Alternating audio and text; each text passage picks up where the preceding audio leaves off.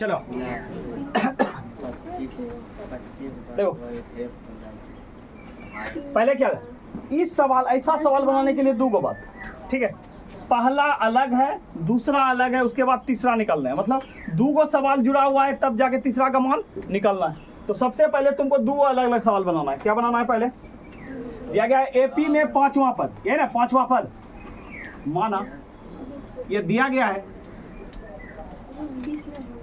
दिया गया है कि क्या दिया गया है पहले सर जी? 5वां पद 26 है, 5वां पद 26 है, ये ना 5वां पद का मतलब कौन सी? टी एन ए डी या एन, चारों को चीज निकालना है हमको। एपी में क्या निकालना है? टी एन का मान निकालना है, ए का मान निकालना है, डी का मान निकालना है और एन का मान निकालना है। तो इसमें से क्या बोले थे, जिसके साथ वहां लगल रहे वो किसको क्या बोलते हैं? एन। तो एन का मान कितना दिया है सर जी?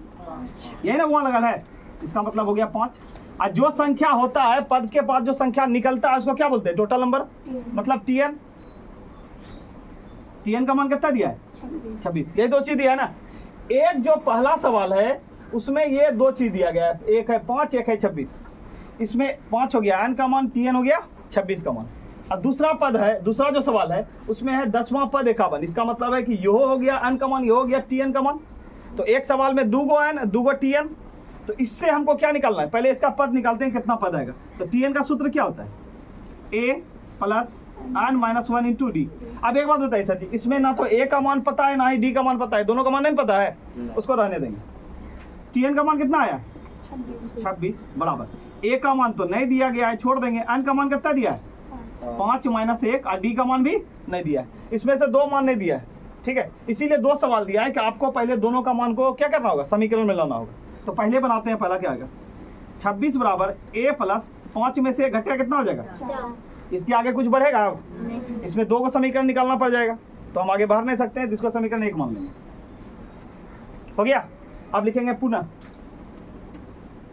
इसीलिए सर हम 2 भाग में दिए आपको, जो सवाल बनाने दिए हैं। पहला कि 5वां पद 26 है और दूसरा पद कितना है, मतलब 10वां पद 51। ये 2 सवाल को अलग अलग तोड़ के दिए, तब जाके एक सवाल पूरा पूरा बनेगा। पहला तो बन गया। अब दूसरा क्या है? यदि एपी का 10वां पद 51 है, 10वां पद कितना है? 51। इसका मतलब 10वां वहां लगल है, तो एन का मान कितना हो गया सर जी? 10। और टी एन का मान कितना आ गया? 51। इसमें भी हमको कुछ नहीं दिया है, ए और डी का मान। तो टी एन बराबर क्या लिखेंगे? A plus N minus 1 into D. T N का मान हो गया 51 बराबर ए का मान नहीं दिया है, छोड़ देंगे। एन का मान दिया है 10 माइनस 1 इंटू डी का मान भी नहीं दिया है। तो 51 बराबर ए प्लस 10 में से एक जाएगा तो 9 और डी के साथ गुना होगा, क्या होगा? 9d।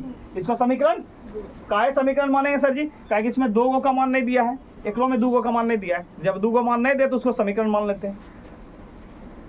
पहला समीकरण समीकरण 1 एवं 2 से, समीकरण 1 एवं 2 से।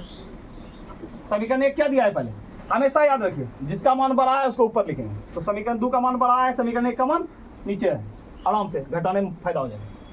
समीकरण 2 में दिया है 51 बराबर ए प्लस 9d, यही दिया है समीकरण 2। और समीकरण 1 क्या दिया है? 26 बराबर ए प्लस 4d। अब इसको क्या करेंगे? घटा देंगे सबको। 51 में से 26 घटे असर कितना होगा? जल्दी 25। ए से ए तो कटिए जाएगा, कटेगा नहीं, घट जाएगा। माइनस ए में माइनस प्लस ए में माइनस ए घटेगा तो क्या होगा? 0। इसीलिए इसको काट देते हैं, सीधे सीधे कट गया, कटा नहीं, ये घट गया, ठीक है। और 9 में से 4 घटेगा, कितना बचेगा? 5 से 25 के बल में, तो सर डी का मान निकल गया। और डी का मान निकल गया तो या तो ए में रख दीजिए या फिर समीकरण 1 में रख दीजिए या 2 में रख दीजिए, आपका मान आ जाएगा।